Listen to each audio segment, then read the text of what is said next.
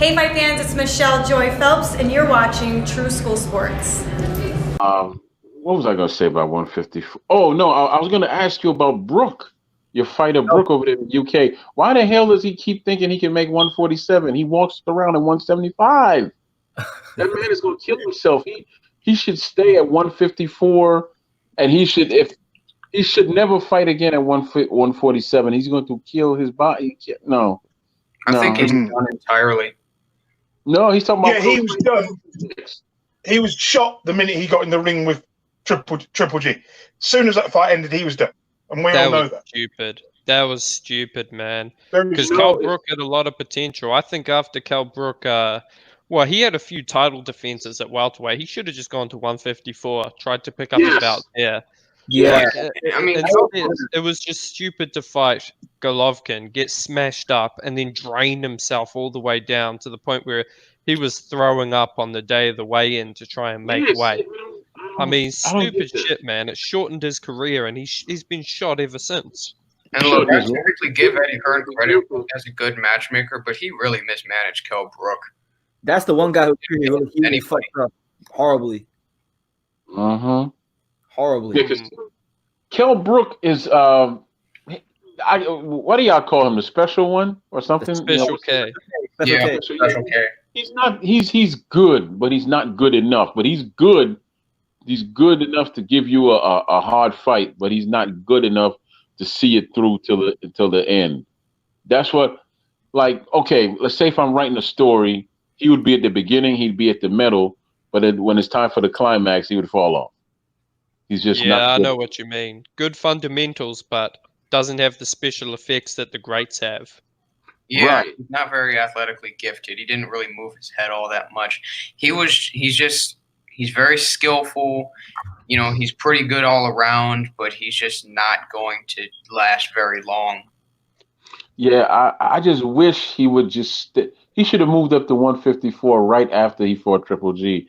Once I found out he walked around at 154, he had no business fighting Errol Spence. He should have never fought Triple G. I mean, he should have just never taken that fight. He should have gone to 154 instead of fighting Triple G.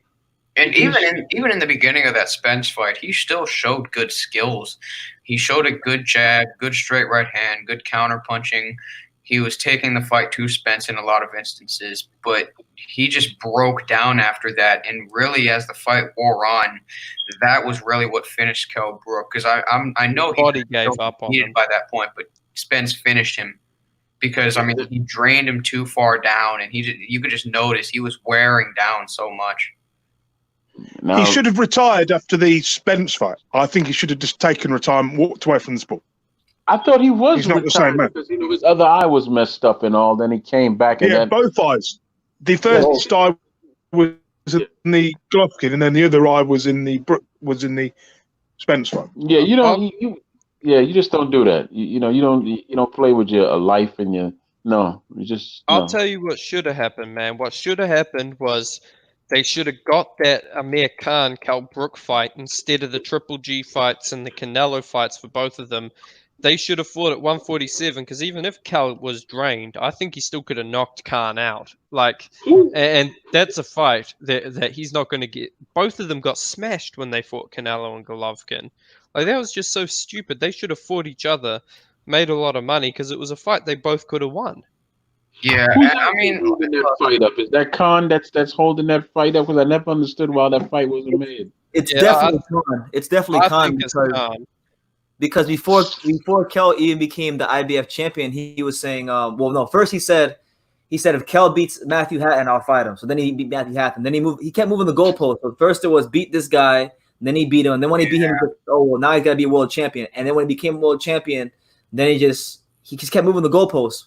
Every time he moved along, he just moved the goalpost. Jojo Dance. Mr. LDBC said about Kell should have retired after the Spence fight. I can't really tell him, what he should have done after that fight. I can't, because even though his body broke down, he just didn't get enough out of the sport as he should have. He didn't get really a cash out fight because let's be honest, Spence and Triple G probably isn't enough to be a cash out fight. He didn't get a chance to unify or fight anybody else in order to establish his resume further. So, I mean, I definitely do understand Kell staying in the sport, looking for at least a good money fight or somebody to help build his resume or establish a legacy for himself. All right, here's the question. You do realize that. Yeah, I'm sorry. You know that Brook is the only one that made Porter look average. He didn't struggle with Porter at all. And that's something I always remember. He did not struggle with Porter at all. Porter, he just made so he couldn't get it inside. He couldn't get inside. He made him look average. I mean, he was lighting him up from the outside. Yeah, you can't tell me another fighter that he's fought, whether it be Thurman, Spence, Garcia, et cetera, that made him look average. Yeah, and Porter looked visibly tired in that fight, I noticed. I mean, there are points where he was just stepping in. He was just exhausted. He was breathing heavily. And Brook was just constantly leaning on him, taking the energy away. And he just looked a lot stronger than him because whenever Porter came in, he would just hold him and then get him back at range, pop him with the jab. He looked. That's how you got to fight him, man. That's how you got to fight Porter. Otherwise, if you play into him, it's going to be a long night. It's going to be a long night if you play into his game. Ooh, he was probably like 160 around there. He was heavy, Kell Brook was. He was huge. Both Brook and Porter are pretty big in their fights. Porter started at super middleweight and cut himself all the way down to welterweight. Yeah, but Porter's short. Kell Brook's pretty tall. So I think he's packing on that natural kind of just natural weight, you know, whereas That was about what, 5'9", something like that, 5'9", 5'10", somewhere around there. About that. Either or. Jordan Porter's only like 5'6". Yeah, That's pretty short for a welterweight these days. But you know, what was I going to say on that? Do you think Kell Brook can beat Patrick Teixeira? yes. I think he could. Maybe Patrick Teixeira boxes his ears off. I don't know. But honestly, I would probably pick Brook in that fight. I'm not sure. I mean, of what I saw of Patrick Teixeira, he boxes fairly well. Decent power in his counter left hook. I don't know, honestly. Yeah, I don't know. That's part of the route he's gonna go. He's not gonna go fight Charlo or any of them. Or at least I don't think he will. I don't think Hearn will put him up against Rosario or Charlo or any of those guys. Yeah, he'll get stopped in those fights. Yeah, he'd probably have trouble making 154 at this point. Well, I don't know what. I mean, Charlo might stop him, but I think Charlo's a good matchup for him. I think he'd have a lot of success with Charlo. He probably get stopped late though. Yeah, I probably would. But I mean, I think Charlo's energy, his youth, and his power, his jab, it's going to be a little bit too much for Brook. You know, probably get overpowered at some point in the fight.